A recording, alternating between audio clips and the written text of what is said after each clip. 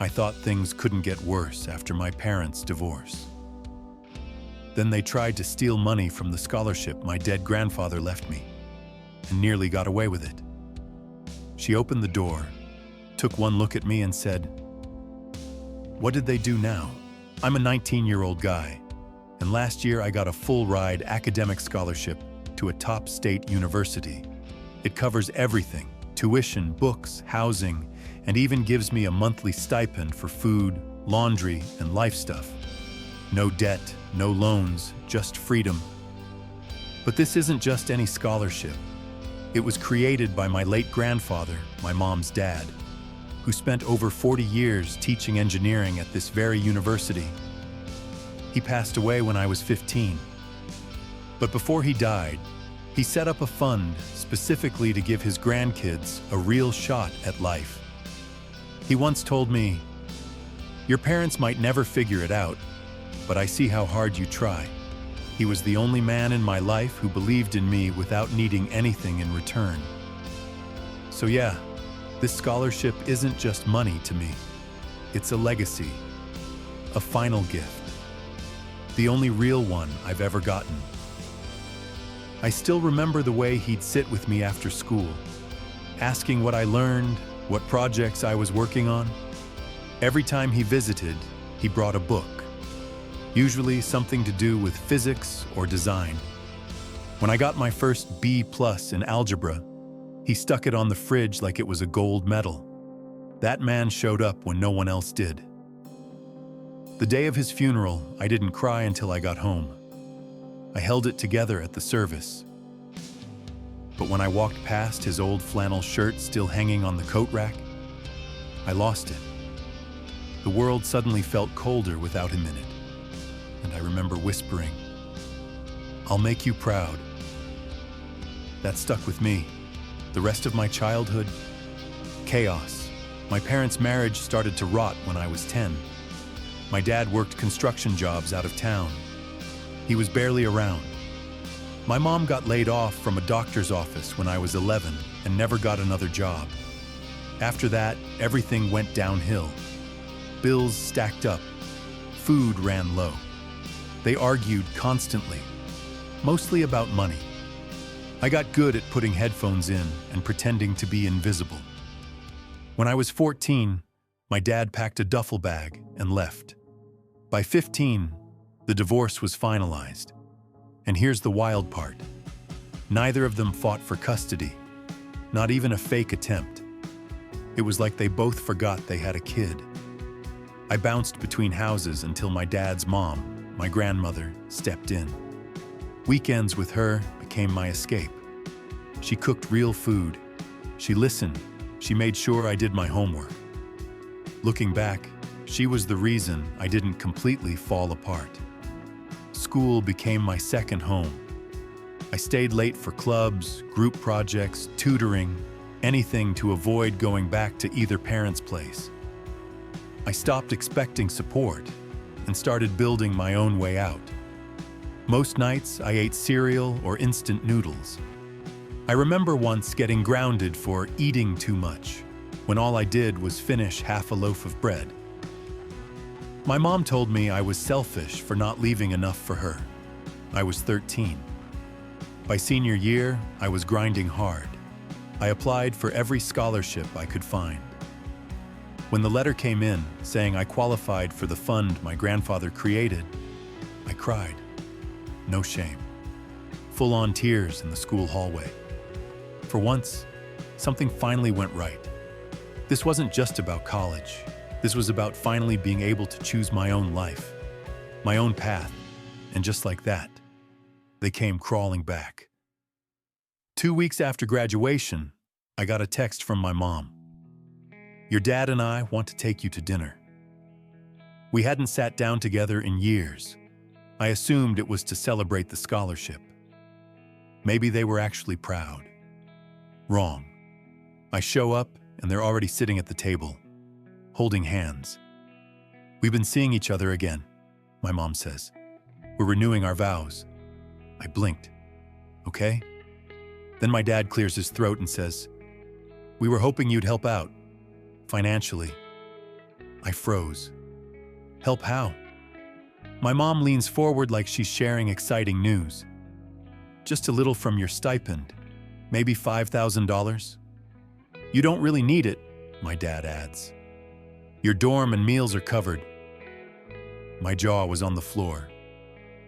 You want $5,000 from the scholarship Grandpa left me for your second wedding? It's still family, my dad shrugs. He wouldn't have minded. He made that fund for school, I snapped. Not for catering and tuxedos. My mom's smile vanished.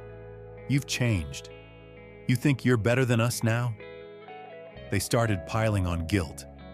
After everything we did for you, you'd rather let your family struggle than give a little back.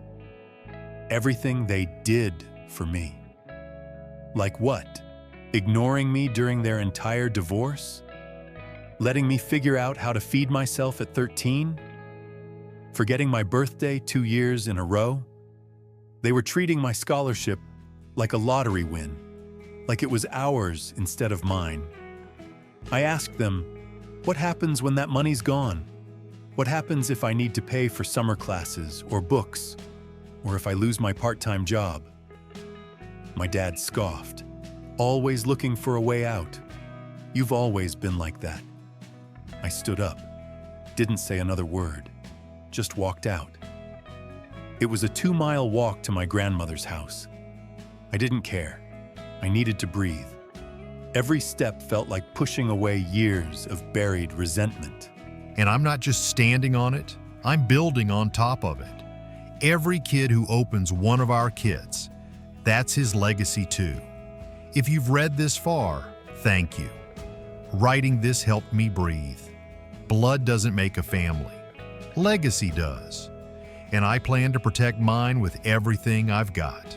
A week later, my uncle hosted a family barbecue. I didn't want to go. After what happened at that dinner, I wanted space, silence, distance. But my grandmother insisted. You can't avoid them forever, she said. Besides, your uncle asked for you. He said your grandfather would have wanted family together. That guilt hit hard. Grandpa always valued unity, even when the family was fractured. I agreed, reluctantly. When we arrived, it looked like your typical summer cookout. Folding chairs in the yard, kids throwing a football, someone burning burgers on the grill.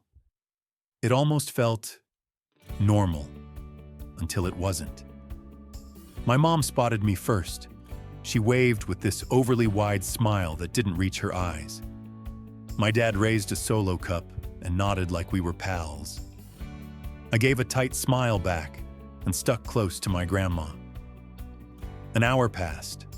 I stayed near the food table, catching up with cousins and mostly avoiding my parents. But I should have known better. Just as people sat down to eat, my mom stood up with her glass of wine and tapped it with a fork. "Everyone, a quick toast," she chirped. I froze. I had a bad feeling. My stomach twisted. She cleared her throat. As many of you know, Jason and I are renewing our vows next month, and we're doing it to set an example. Family sticking together, healing, second chances. I felt eyes turning.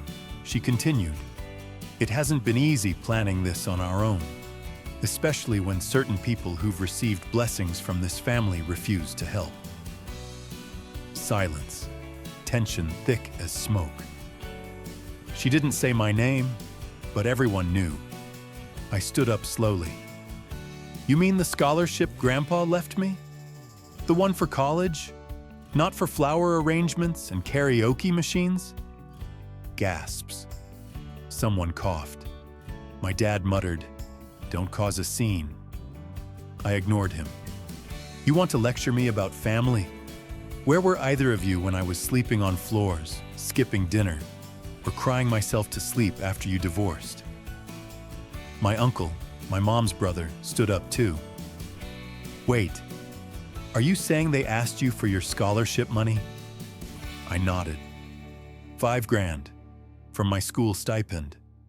And when I said no, They called me ungrateful. My mom was red in the face now. It was just a request. Families help each other. Funny, I shot back. That only seems to apply when you need something. My grandmother stepped forward. Enough. This boy has done nothing but survive everything you two put him through. And now you're trying to take what little he's earned on his own? She turned to the group. Let me remind everyone. This scholarship came from my husband. He made it clear it was for education, not parties, not manipulation. Education. My dad looked like he wanted the earth to swallow him. My mom tried to cry, but no one was buying it anymore. Some cousins nodded. Others whispered. The air had changed. The rest of the barbecue was awkward. I stayed quiet, but people kept coming up to me. I didn't know, they said. Good for you, standing up for yourself. I thought that was the end of it. It wasn't. A few days later, I got an email from the university's financial aid office. Someone had called them pretending to be me. They used my full name, my student ID number, and tried to reroute the stipend to a different bank account. I nearly dropped my phone. The university flagged it as suspicious because the voice didn't match my ID verification recording on file. Thank God for that. I asked for the bank info they tried to reroute it to. They couldn't legally give it to me, but they said, let's just say the surname matched someone on your emergency contact list. That was enough. My mom. I confronted her over text.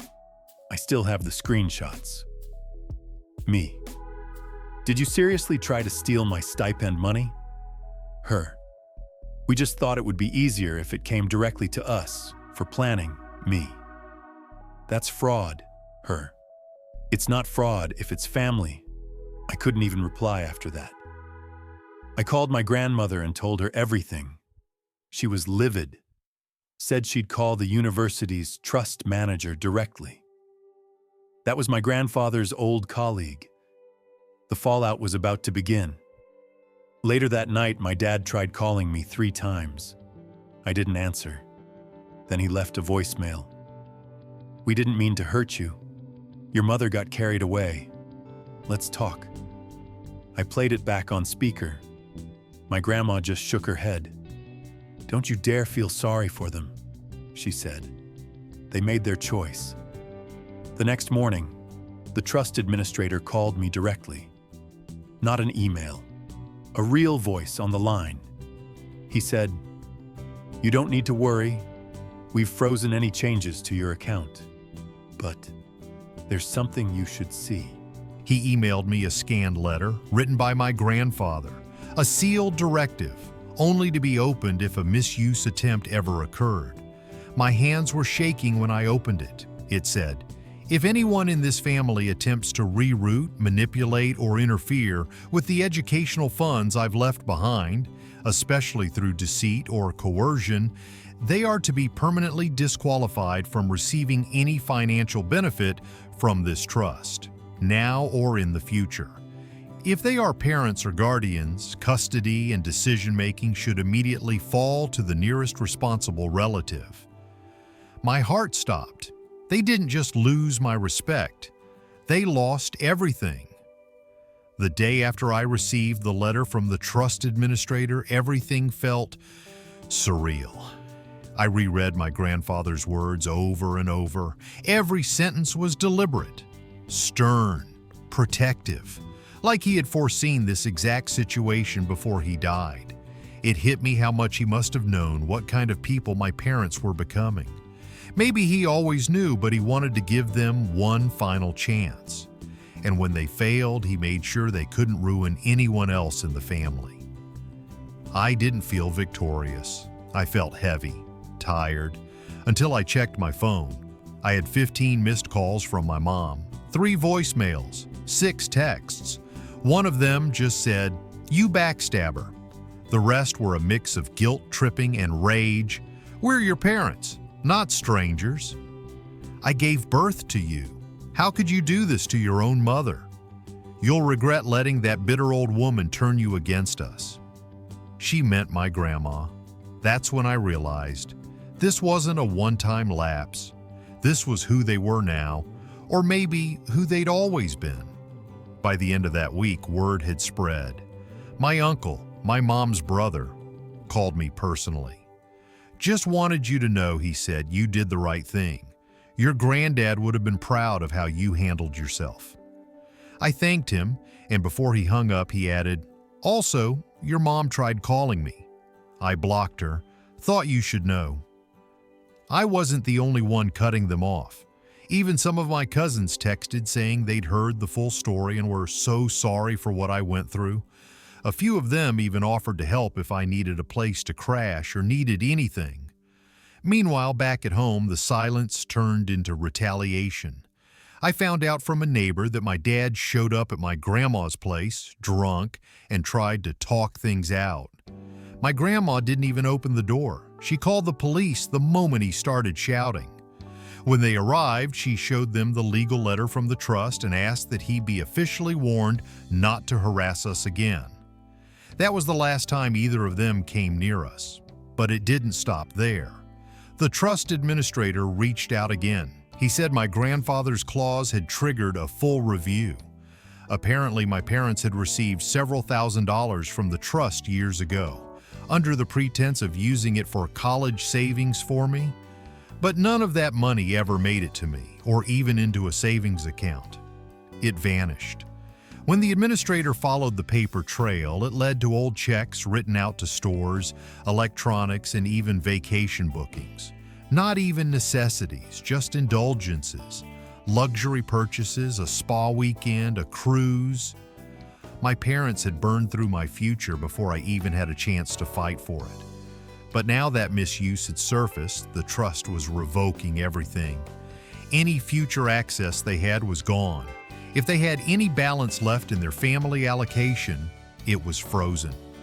Their names were blacklisted permanently from the family fund. And I was now being granted full priority status, meaning the trust would cover anything extra I needed. Summer classes, graduate school, even tutoring if necessary. My grandfather didn't just protect the scholarship. He made sure I'd be untouchable moving forward. They even arranged for a financial advisor, someone I could talk to at any time. A lawyer, too. I was no longer just a recipient. I was being treated like someone who mattered. For the first time in my life, I wasn't surviving.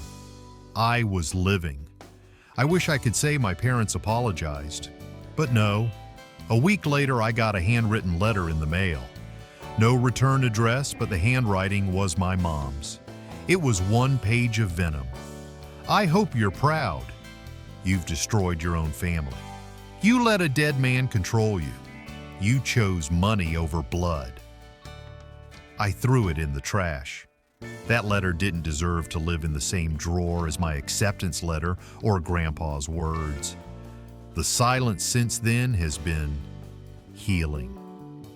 I started my first semester with no baggage, no guilt, no games, just me, my books, and a memory of a man who actually loved me enough to protect me long after he was gone. Sometimes I still walk past the engineering building and look up at the faculty photo wall. There he is, front row, smiling in that worn-out corduroy jacket he always wore. I swear, sometimes I can still hear him. "Keep going, kid. Don't let the world twist you." And I won't, because he gave me a shot no one else did. And because every time I say no to toxicity, I'm saying yes to the life he wanted for me. 3 months into my first semester, I finally felt peace. My grades were solid. I joined an engineering club, started tutoring underclassmen, built my first working prototype in a robotics lab. For the first time in my life, I didn't feel like I was just getting by. I was thriving. My grandma even surprised me by driving down for midterms week. She brought cookies, a handwritten letter from Grandpa I'd never seen before, and a stack of old photos from when I was little. Me sitting on his shoulders, him helping me build a Lego crane. We cried together, then laughed, then cried some more. That night I stared at that letter for hours. It wasn't long, but it hit hard. If you're reading this, it means you made it out. I always knew you would. You were never meant to live small, never meant to bend for broken people. You were meant to build, to lead, to create, and more than anything, to be free. So go, be free. It broke me in the best way. 2 days later, I got a Facebook message from a name I didn't recognize at first, Claire Jensen, the girl my dad cheated on my mom with years ago. I nearly deleted it, but curiosity got the better of me. The message said, hey, I don't know if you remember me, but I think we should talk. It's about your parents and about the fund. Turns out Claire had a son, and recently my dad tried to claim he was still entitled to benefits from the trust on behalf of his other child. He told her that since I had cut them off, the funds would transfer to the next eligible descendant. He even forged a fake letter pretending it was from the trust administrator, promising her a monthly payout once she signs over guardianship to him. It was next-level manipulation, but she didn't fall for it. She forwarded everything to me, to the real trust office, and to her lawyer. The administrator called it an attempted secondary fraud and said legal action was being reviewed. A few days later, I received a certified letter from my grandfather's lawyer. Inside was a notarized update. My grandfather had amended his will 6 months before he died. In the event of a breach of trust by any direct family member, the designated beneficiary could receive early access to a private equity fund, one my grandfather never told anyone about. Apparently, he'd invested in multiple tech companies during the early 2000s. Quietly, patiently, he never touched a dime. Now that fund had matured, and because I was the last remaining beneficiary not disqualified by fraud or misconduct, it was mine. The number on the document didn't make sense at first. I had to reread it 6 times. $684,000. Not a trust. Not restricted. Mine. I stood there holding that letter, shaking.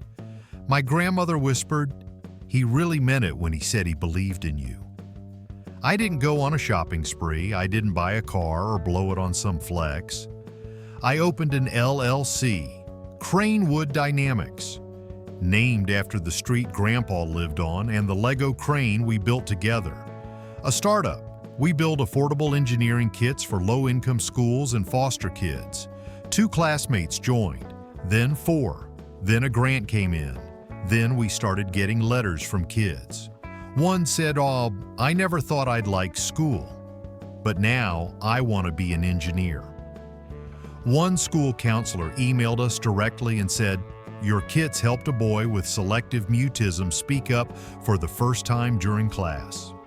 Another story came from a foster mom. "He never finishes anything. But your kit? He finished it in one night, then asked if he could build another." Every letter hit harder than the last. It felt like Grandpa's impact wasn't just echoing through me, but multiplying.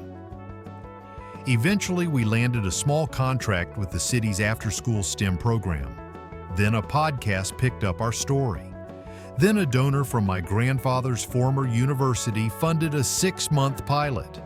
We reinvested everything into outreach. I started visiting schools myself, inner-city classrooms, rural community centers, juvenile programs. I met kids who reminded me of me, forgotten, dismissed, underestimated. We added a mentorship feature, paired each kit with a college volunteer, a real person they could email or Zoom with if they got stuck. I got to watch a 5th grader demo a motorized arm he built with his kit in front of his whole school. His face lit up when it worked. The crowd clapped, and in that moment I swear I saw a glimpse of my younger self, nervous, hungry to be seen, and finally proud. That day I went home, looked at Grandpa's letter and whispered, "We're doing it." My parents never apologized. They never called. But I stopped needing that closure because now I carry something bigger, a future he built the foundation